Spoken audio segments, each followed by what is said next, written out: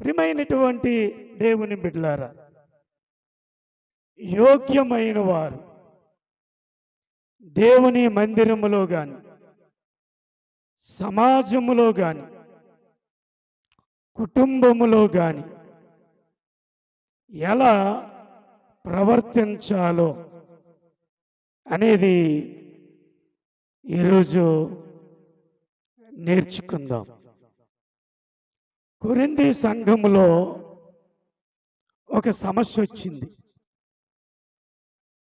ఆ సమస్యను బట్టి కొరింథీ సంఘములో గలిబిలి ఏర్పడింది.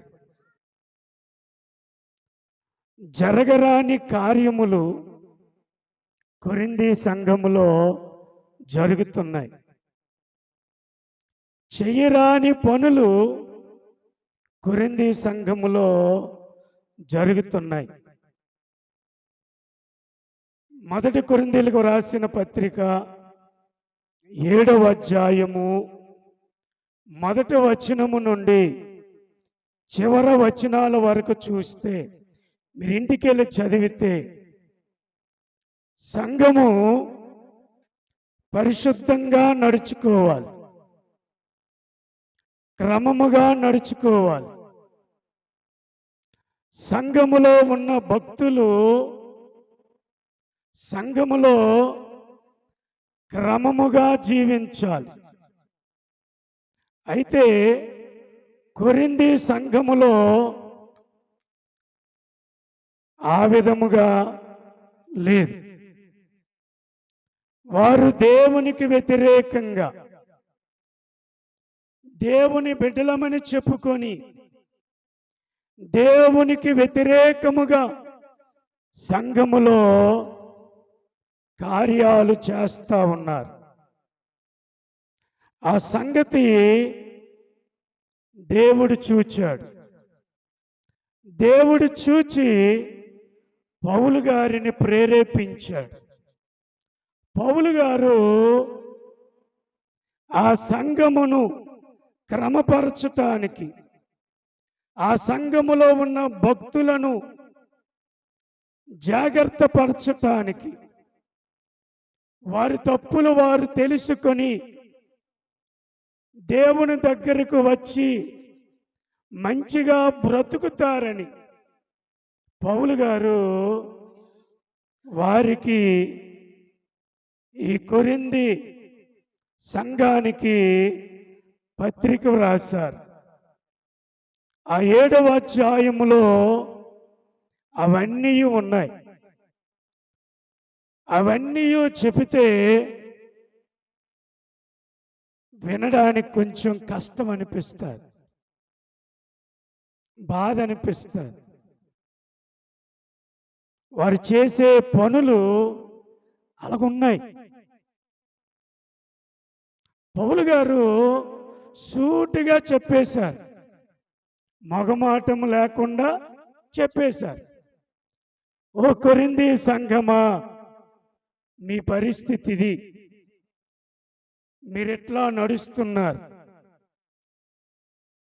మీ నడవడిక దేవుని దృష్టిలో ఘోరముగా ఉంది అని చెప్పి వారిని హెచ్చరించి, అక్కడ ఒక సమస్య వచ్చింది.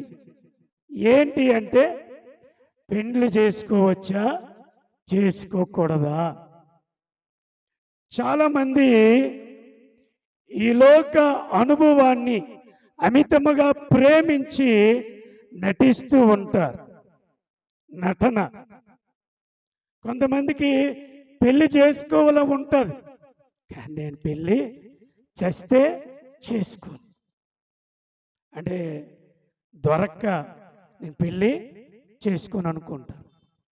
కొంతమంది పెళ్లి చేసుకోవాలని ఆశపడి మంచివారు ఎవరు నాకు దొరకలేదని ఈ సమస్యల వలయాలలో భక్తులు బ్రతుకుతున్నారు.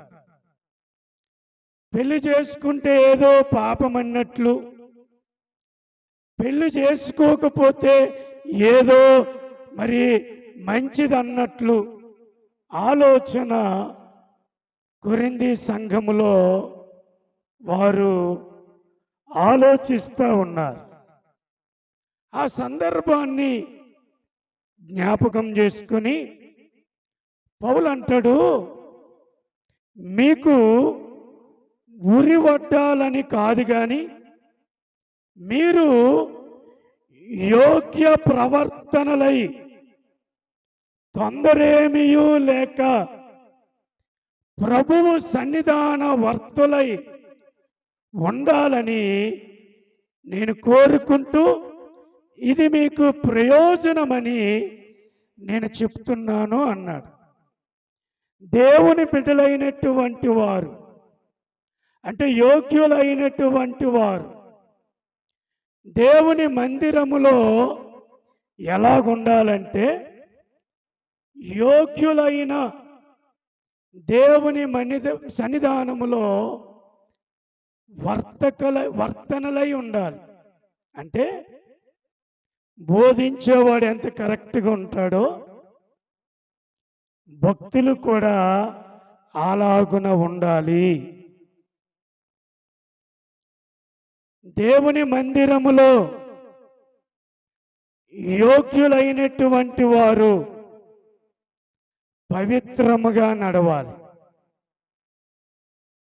క్రమముగా నడవాలి, భక్తిగా నడవాలి.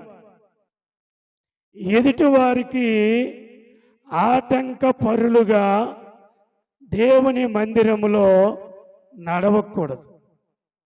ఎదుటి వారికి తప్పు త్రోవలు నడిపించకూడదు. అలాగైతే వారు నడిపిస్తే వారు అపవిత్రులు, వారు అయోగ్యులు, వారు యోగ్యమైన వారు కారు.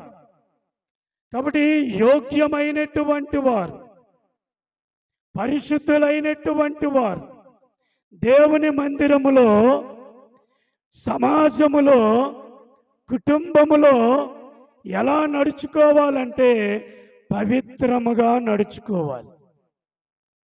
కాబట్టి ప్రియమైనటువంటి దేవుని బిడ్డలారా, ప్రియమైనటువంటి సంఘమా, మనము యోగ్యులుగా ఎంచబడిన వారు అయితే మందిరములో ఎలా నడవాలి?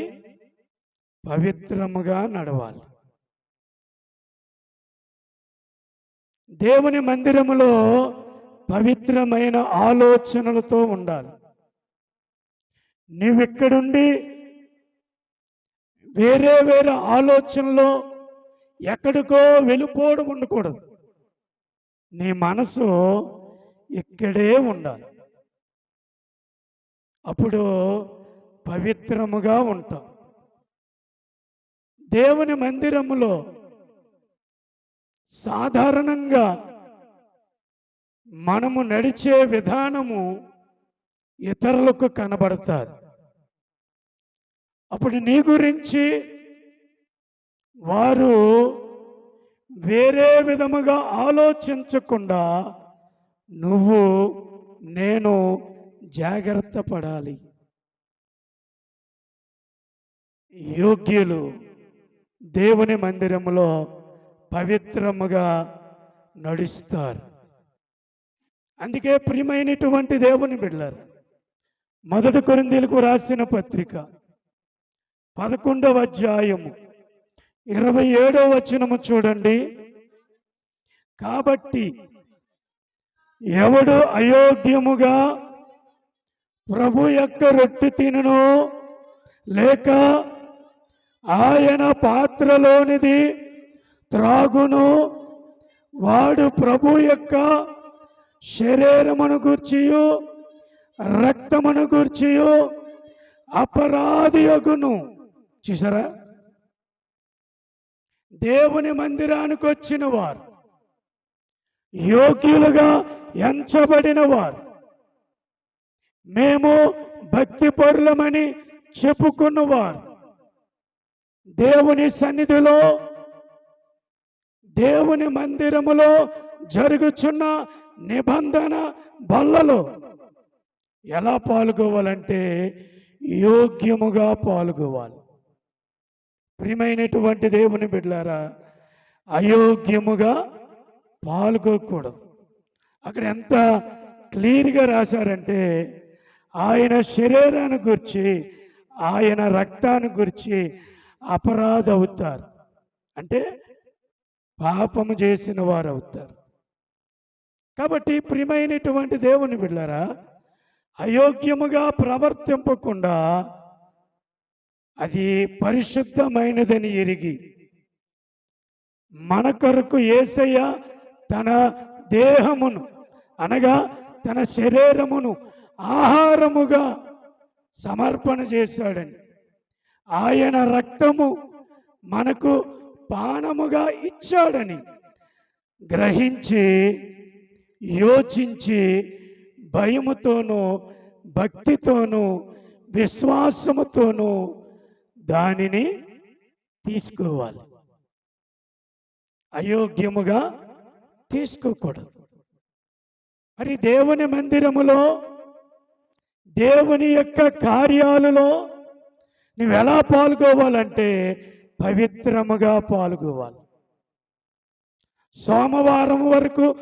సోమవారం నుండి శనివారం వరకు నీకు నచ్చినట్టుగా బ్రతికి, నీకు నచ్చినట్టుగా తిరిగి, నీకు నచ్చినట్లుగా చేసి ఆదివారము ఉన్నపాటున భక్తి కుమ్మరింపబడినట్లు, తెలుపుతనము వచ్చినట్లు దేవుని మందిరములో అలాగును ఉంటే వారు అయోగ్యులు,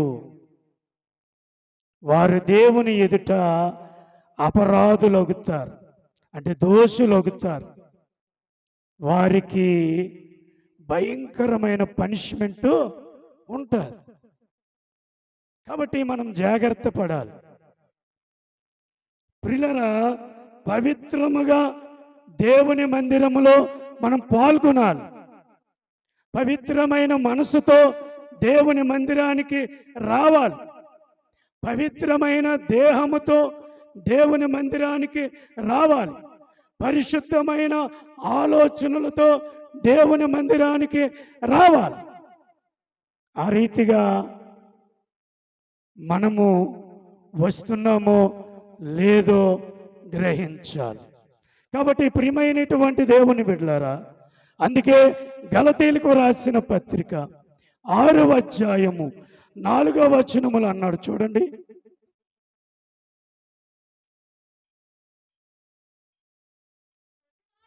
ప్రతివాడును తాను చేయు పనిని పరీక్షించి చూచుకొనవలెను. హల్లెలూయా.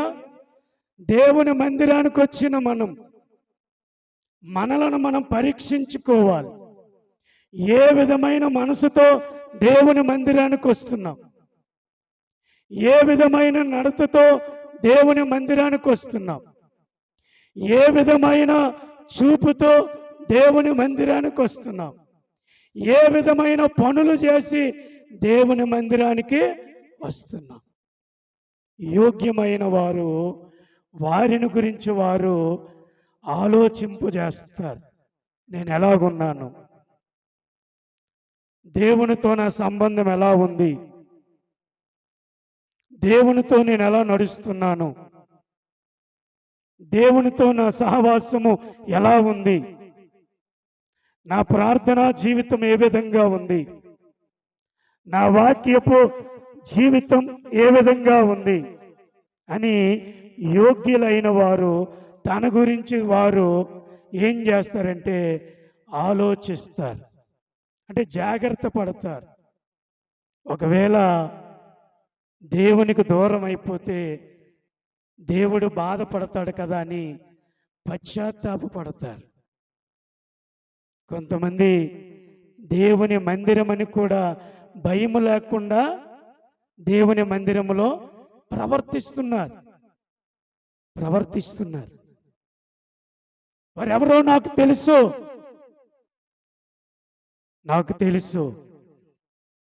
వారి పనులు ఎలాగున్నాయో నాకు తెలుసు, దేవుడు నీతో మాట్లాడుతున్నాడు. నీ ప్రాణము పోకముందే ఆ చెత్త మనసు చంపుకో. నీ ఇంటికి నాశనం వస్తా, జాగ్రత్త. దేవుడు నిన్ను చూస్తున్నాడు, నీ పనులు.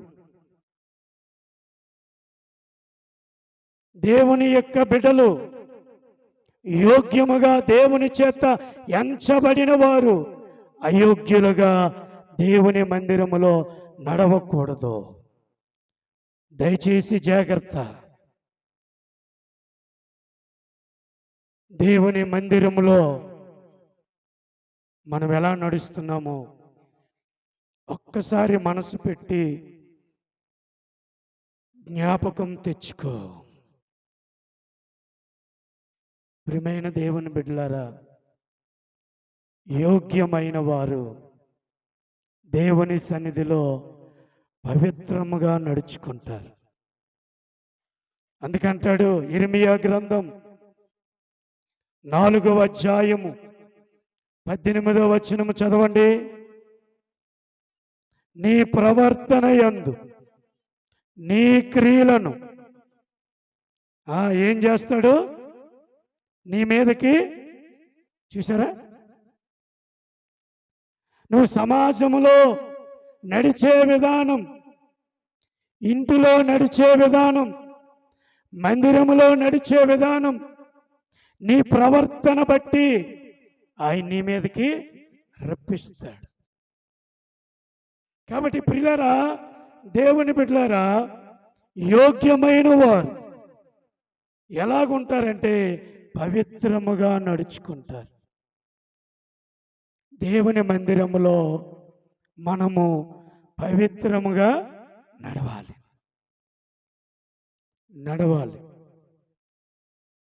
సామెతల గ్రంథం 3వ అధ్యాయం 6వ వచనము చూడండి.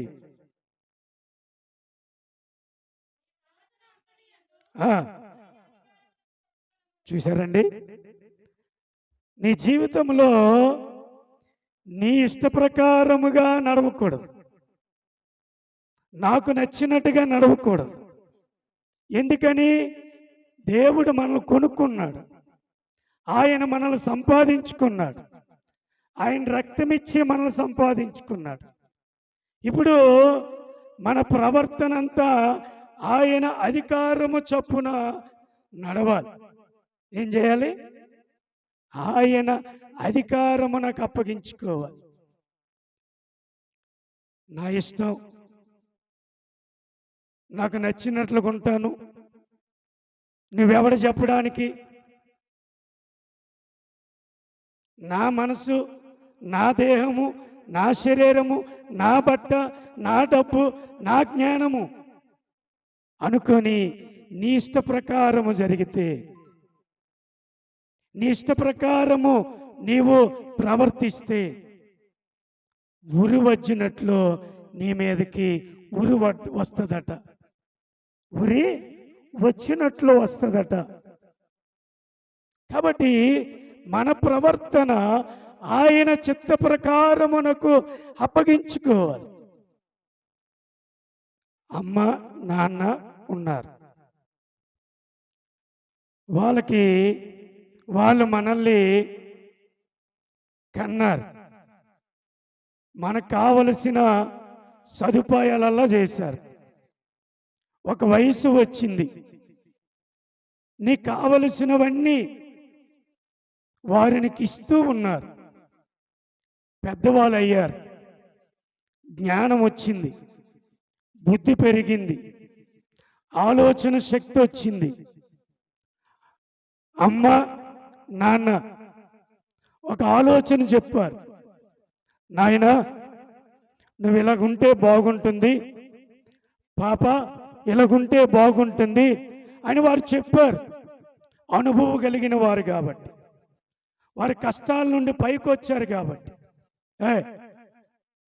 నా ఇష్టం, నేను ఎలాగుండాలో నాకు తెలుసు, ఎలా నడవాలో నాకు తెలుసు, నేను ఎంటెక్ చేశాను, బీటెక్ చేశాను, నా చదువు దగ్గర నీ చదువు ఎంత అని అమ్మని నాన్నని అటువంటి మాటలతో మాట్లాడితే ఆ తల్లికి ఆ తండ్రికి బాధ ఉంటుందో ఉండదా?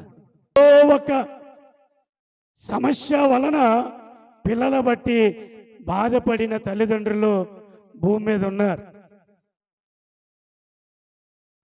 నా ఇష్టం నా ఇష్టం నువ్వు చెప్పడానికి లేదంటే ఆ తల్లి ఆ తండ్రి వారు నిన్ను మంచిగా పెంచకపోతే చదివించకపోతే ఈరోజు నీకు స్టైల్ వస్తుందా?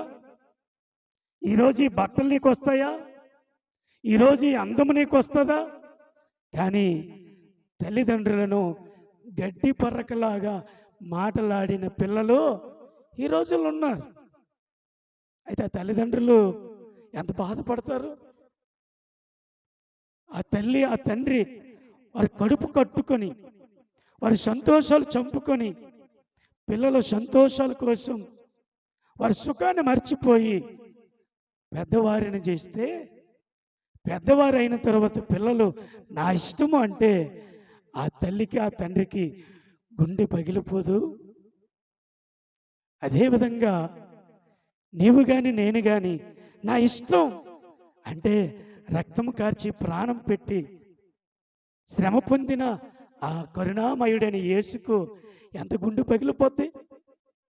నా ఇష్టం వచ్చిన నడుస్తాను, నువ్వెవడు చెప్పడానికి అని కాపరినంటే నిన్ను నడిపించి నీకు వాక్యమనే మేత పెట్టి నీకు వాక్యమనే తాడుతో కట్టి హద్దులలో నడిపించిన నా ఇష్టమని కాపరినంటే ఆ కాపరి ఎంత బాధపడతాడు? నా తల్లిదండ్రులకే దిక్కు లేదు, నువ్వెవడవయ్యా అంటే ఆ వ్యక్తికి ఎంత బాధ ఉంటుంది? ఈరోజు ఆలోచన చేయి. నీ ప్రవర్తన ఆయన అధికారము చొప్పున నీవు నడుచుకోవాలి. నీ ఇష్టము చొప్పున నడవడానికి వీలు లేదు. అలాగైతే ఆయన నీ కొరకు నా కొరకు బలి అవసరము లేదు. దేవుని బిడ్డ, మన ప్రవర్తన మన ఆలోచన దేవుని మందిరములో సమాజంలో పవిత్రముగా ఉండాలి. నేను ఒక ఆమె గురించి విన్నాను.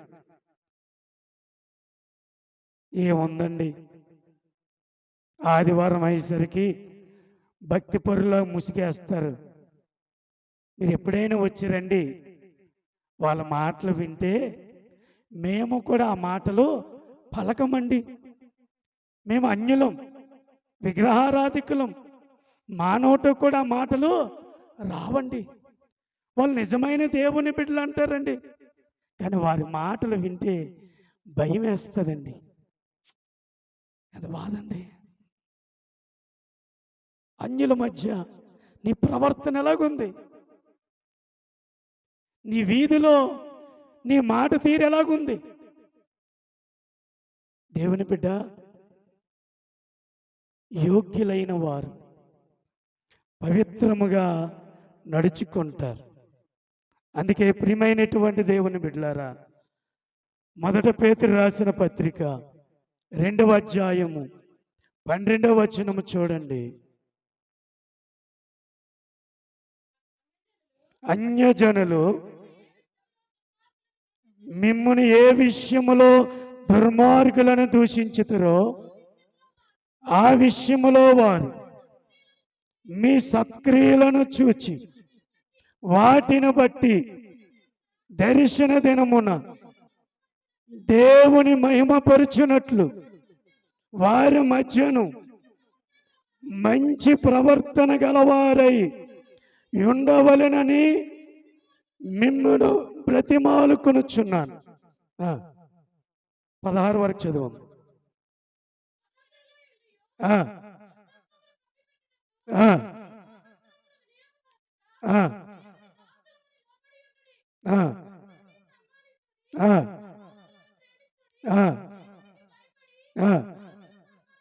పిల్లరా గమనించండి, ఆ వచన భాగాలల్లో చదివితే ప్రియులారా, ఏముందంటే అక్కడ పరిశుద్ధుడైన మొదటి అధ్యాయంలో 16 నుండి 17 వరకు చెప్తే, మీరు సమస్త ప్రవర్తన యందు పరిశుద్ధులై ఉండుడి.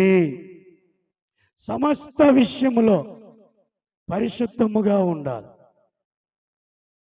ప్రియులారా, నీ దేవుడు పరిశుద్ధుడు గనుక మీరును పవిత్రంగా ఉండాలి.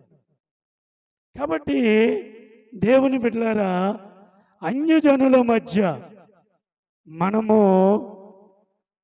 పవిత్రముగా ఉండాలి. వారు మనలను చూచి రాకడ దినాలలో వీరి దేవుడు గొప్పవాడని వారు మార్పు చెందే రీతిలో మనం ఉండాలి. అలాగున లేకపోతే ప్రభు బాధపడతాడు. కాబట్టి ప్రియులారా, మన ప్రవర్తన పరిశుద్ధముగా ఉండాలి. నీ ప్రవర్తన ఎలా ఉంది? యోగ్యులైన వారు దేవుని మందిరములో పవిత్రముగా నడుచుకుంటారు. కాబట్టి ప్రియమైన దేవుని బిడ్డలారా, మందిరములో కానీ, సమాజములో కానీ, కుటుంబాల్లో కానీ మనలను మనము జాగ్రత్తగా పవిత్రత కాపాడుకోవాలి. హల్లెలూయా, హల్లెలూయా. కాబట్టి మన దేవుడు పరిశుద్ధుడు కనుక మనము పరిశుద్ధముగా ఉండాలి. రెండవదిగా మనం చూస్తే, ప్రియమైనటువంటి దేవుని బిడ్డలారా, యోగ్యులు దేవుని మందిరములు ఎలాగుంటారంటే, పిల్లరా, సంఘము యొక్క క్షేమాభివృద్ధి కోరి వారు నడుచుకుంటారు. గమనించండి, యోగ్యులు మందిరము యొక్క క్షేమాభివృద్ధి కొరకు వారు ఆలోచిస్తారు. మందిరము యొక్క అభివృద్ధి కొరకు వారు పాటు పడడానికి ఇష్టపడతారు. మొదటి కొరింథీయులకు రాసిన పత్రిక 16వ అధ్యాయము 3వ వచనములో చూచినప్పుడు, నేను వచ్చినప్పుడు మీరు ఎవరు యోగ్యులని తెలిసి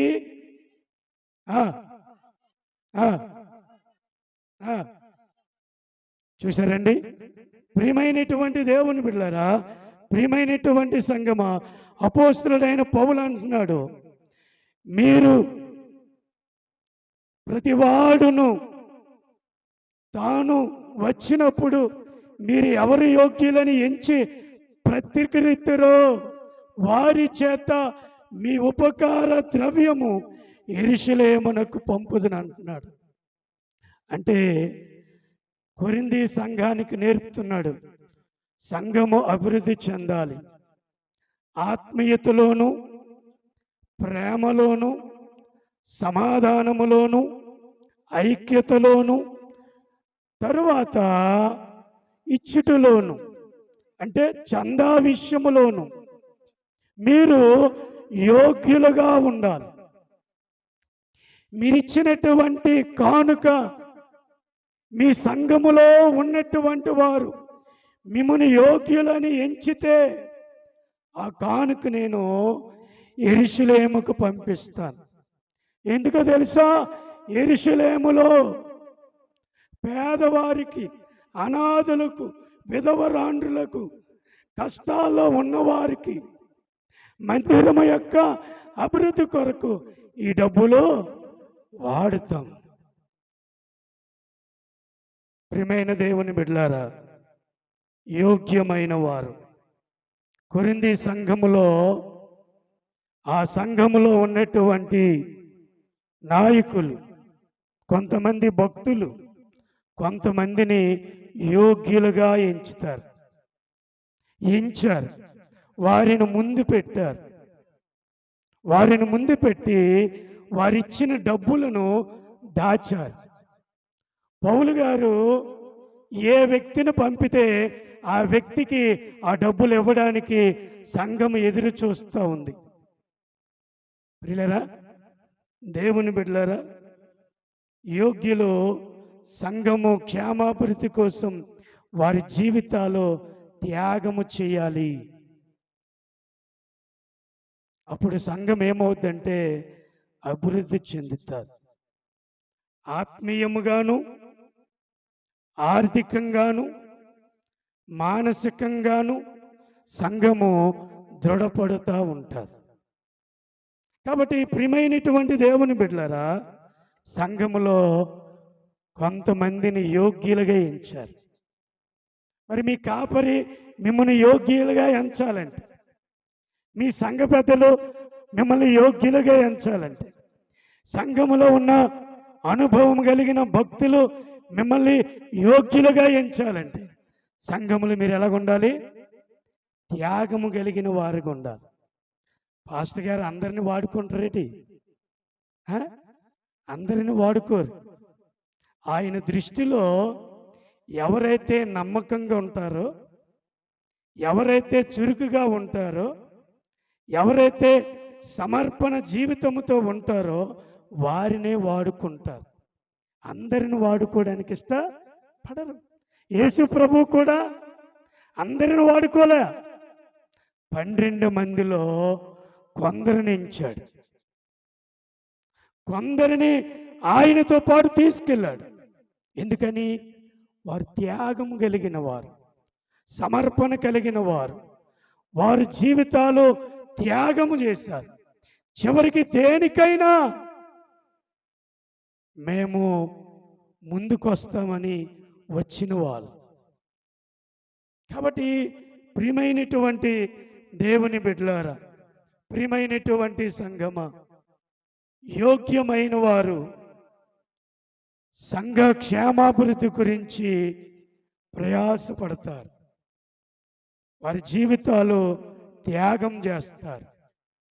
వారి కష్టార్జితం దేవునికి సమర్పించడానికి ఇష్టపడతారు.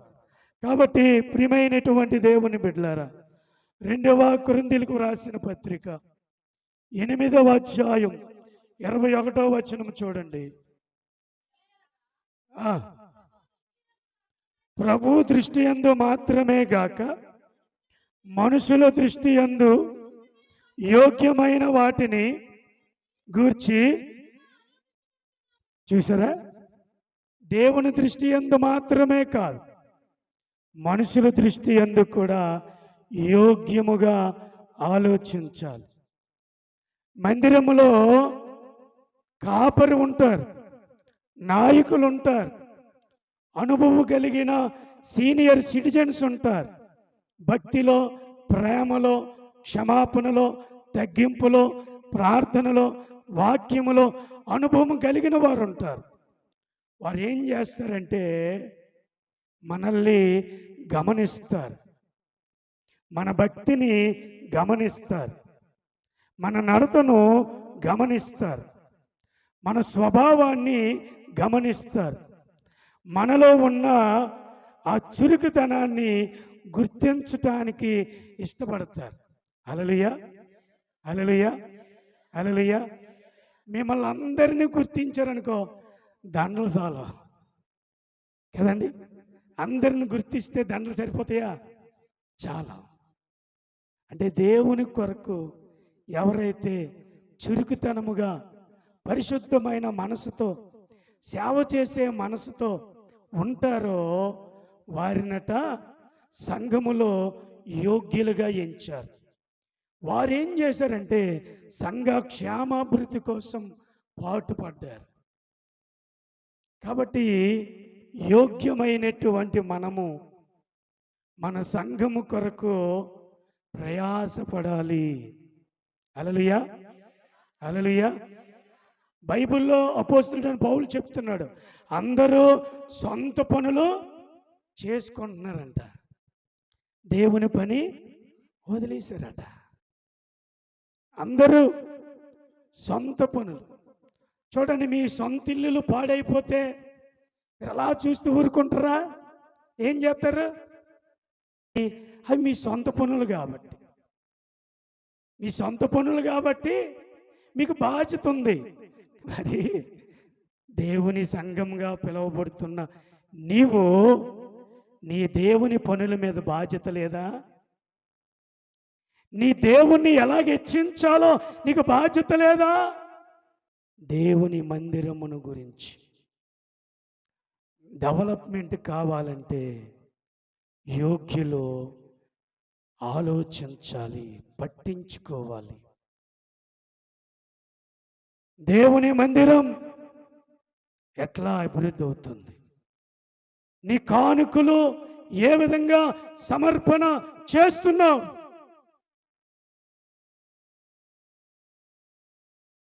ఈ రోజున దేవుడు నీతో నాతో మాట్లాడుతున్నాడు.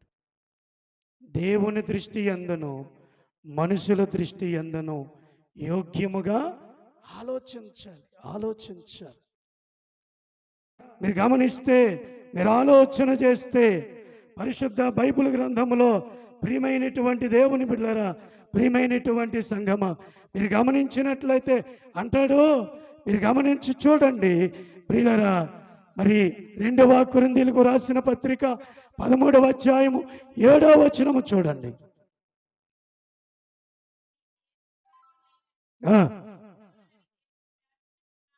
మీరు ఏ దుష్కార్యమైనను చేయకుండవలెనని దేవుని ప్రార్థించుచున్నాం. మేము యోగ్యులమైనట్టు కనబడవలనని కాదు గాని, మేము భ్రష్టులమైనట్టు కనబడినను మీరు మేలైనదే చేయవలనని. హల్లెలూయా!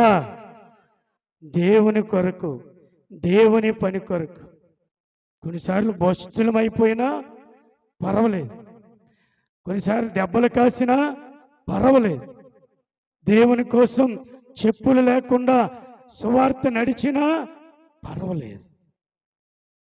మీరు యోగ్యులుగా ఉండాలని మీ కొరకు నేను ప్రార్థన చేస్తున్నానని పౌలు కొరింథీ సంఘాన్ని బలపరుస్తున్నాడు. కాబట్టి ప్రియమైనటువంటి దేవుని బిడ్డలారా, ఆ కొరింథీ సంఘానికి తిమోతిని పంపించాడు. తిమోతిని పంపించి, తిమోతి అక్కడ మాటలు చెప్పి ఆ చందాను పౌలు గారి దగ్గరికి తిమోతి తీసుకొచ్చాడు. చూడండి, ఫిలిప్పీలకు రాసిన పత్రిక 2వ అధ్యాయము 22వ వచనం చూడండి. అతని యోగ్యత మీరెరుగుదురు, తండ్రి కుమారుడు ఎలాగూ సేవ చేయను అలాగే అతడు నాతో కూడా సువార్త వ్యాపకము నిమిత్తము. ఆమేన్. తిమోతి గురించి పౌలు చెప్తున్నాడు. తిమోతి యవనస్తుడు, తిమోతి మంచి ప్రార్థనాపరుడు, సంఘములో ఏ పని చేయడానికైనా ముందుకొచ్చిన వాడు, హోదాలు చూడలా, మరి ప్రియులారా తనకున్న పరిశుద్ధమైన గుణము చూడలా. దేవుని మందిరములో అది ఏ పరిచర్య అయినా, దైవజనుడు ఏ పని అప్పగించినా ఆ పని చేయడానికి ఇష్టపడ్డాడు. పౌలు తిమోతిని పంపించి వారు పోగు చేసిన చంద నా దగ్గరికి తీసుకుని రా అని చెప్పాడు. పౌలు గారు చెప్పినట్లు తిమోతి సంఘానికి వెళ్ళాడు. ప్రియమైన వారులారా, మన ప్రభువు మనకు పరిచర్య అప్పగించాడు. ఈ పరిచర్య నువ్వే చేయాలి. ఇది నీ సంఘం, బయటోడు ఎవడో వచ్చి చేయుడు. హల్లెలూయా. కాబట్టి దేవుని బిడ్డలైనటువంటి వారు, యోగ్యులైనటువంటి వారు సంఘము క్షేమాభివృద్ధి కోసం ప్రయాసపడతారు. కాబట్టి నీ సంఘాన్ని గురించి నువ్వు ప్రయాసపడాలి. నీ సంఘములో నుండి సేవకులు లేపబడాలి. హల్లెలూయా. దైవజనులు లేపబడాలి. ఇది అంత్యకాలం, అపాయకరమైన కాలం. దేవుని కొరకు యవనుడా నీ జీవితాన్ని త్యాగము చేయి. నీలాంటి యవనస్తులు చాలా మంది చెడిపోయిన వారు ఉన్నారు. సువార్త చెప్పవలసిన బాధ్యత నీ మీద లేదా? దేవుడు నీకు అప్పచెప్పలేదా? ఏమి నేర్చుకుంటున్నావు? గుడికి వెళ్ళి వాక్యం వచ్చేసి కానుకేసి వెళ్ళిపోతే సరిపోయింది అనుకున్నావా? పరలోకానికి వెళ్ళావు. దేవుని కొరకు ప్రయాసపడాలి. ప్రియమైన దేవుని బిడ్డలారా, ప్రియమైన సంగమా, యవనస్తుడైన తిమోతి సంఘము కొరకు తన జీవితాన్ని త్యాగము చేశాడు. ఈరోజు యవనస్తుడా, నీ సంఘము కొరకు త్యాగం చేయి. మూడవదిగా చూస్తే యోగ్యులకి ఏం కలుగుతుందో తెలుసా? నువ్వు చేసే పనిని బట్టి నీకు ఆనందం కలుగుతుంది. ఏం కలుగుతుంది? ఆనందం కలుగుతుంది. నీకు సాటిస్ఫై ఉంటుంది. నేను ఈ పని చేశాను దేవుని కొరకు, నేను దేవుని కొరకు ఒక వ్యక్తికి సువార్త చేశాను, నేను దేవుని మందిరాన్ని కడిగాను, దేవుని మందిరాన్ని సంతృప్తి ఉంటుంది. నువ్వేమి చేయకుండా ఆశీర్వాదం ఎలాగొస్తుంది? ఆనందం ఎలాగొస్తుంది? అభివృద్ధి ఎలాగొస్తుంది? సమాధానం ఎలాగొచ్చేస్తుంది? నీ ఇంటికి శాంతి ఎలాగొస్తుంది? దేవుని కొరకు ఏమీ చేయకపోతే. దేవుని బిడ్డ, మూడవదిగా కొలస్సీలకు రాసిన పత్రిక 2వ అధ్యాయం 5వ వచనం చెప్పి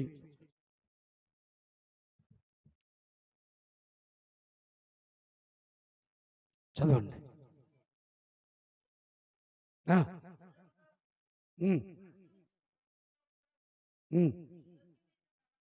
మీ యోగ్యమైన ప్రవర్తనను ప్రైజ్ ది లార్డ్.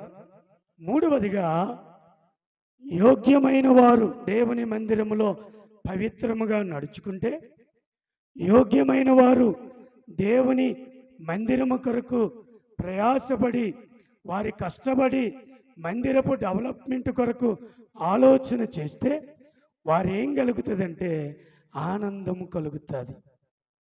యోగ్యమైన వారికి ఆనందం కలుగుతుంది. కాబట్టి ప్రియమైనటువంటి దేవుని బిడ్డలారా, ప్రియమైనటువంటి సంగమా, యోగ్యమైన వారు దేవుని పనుల కొరకు ప్రయాసపడిన వారికి ఆనందము కలుగుతుంది. ఈరోజు మన మందిరాన్ని చూస్తున్నప్పుడు ఆనందం అనిపిస్తుంది. ఆనందం ఎప్పుడు వస్తుంది? నువ్వు యోగ్యమైన కార్యాలు చేసినప్పుడు. యోగ్యమైన కార్యాలు చేయాలి, అప్పుడు నీకు ఆనందము కలుగుతుంది. హల్లెలూయా. యోగ్యులైన వారికి ఆనందం కలుగుతుంది. 4వదిగా యోగ్యులైన వారు దేవుని రాజ్యానికి వారసులు. హల్లెలూయా, హల్లెలూయా. యోగ్యులైన వారు ఏమవుతారు? దేవుని రాజ్యానికి వారసులు. ఎంత చక్కగా రాశాడు పౌలు గారు 2వ తెస్సలోనికు రాసిన పత్రిక 1వ అధ్యాయము. చూడండి. ఆ దేవుని రాజ్యమునకు మీరు యోగ్యులని. హల్లెలూయా. చూసారండి, యోగ్యులు దేవుని రాజ్యానికి వారసులు.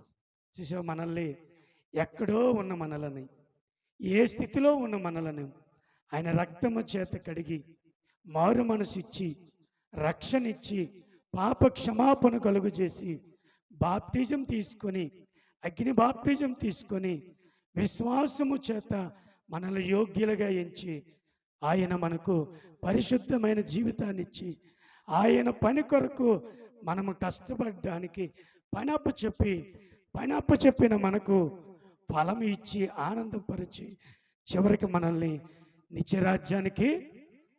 ఎంత ఆశీర్వాదం! ఈ ఆశీర్వాదం నీకు కావాలా?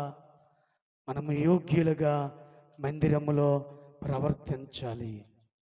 ఆ యోగ్యతను మనము పాడు చేసుకోకూడదు. దేవుడిచ్చిన గొప్ప ధన్యతలను మనము కాల రాసుకోకూడదు. కాబట్టి యోగ్యులు మందిరములో పవిత్రముగా ప్రవర్తిస్తారు, దేవుని పనులు చేస్తారు. ఆ పనిని బట్టి ఆనందం దొరుకుతుంది. నువ్వు చేసే పనిని బట్టి దేవుని రాజ్యము దొరుకుతారు. వాక్యం ఎంత క్లియర్గా ఉంది. మీరు ఆయన కొరకు శ్రమపడి మరణిస్తున్నారు కనుక మీరు దేవుని రాజ్యానికి యోగ్యులు. ఆయన కొరకు మరణించటానికైనా మనం వెనుకంజ వేయకూడదు. ఆయన కొరకు శ్రమ పడ్డానికి వెనుకంజ వేయకూడదు. యోగ్యులు ఆ రీతిగా ఉంటారు. కాబట్టి ప్రియమైన దేవుని బిడ్డలారా, మరి మనం ఎంత జాగ్రత్తగా ఉండాలి.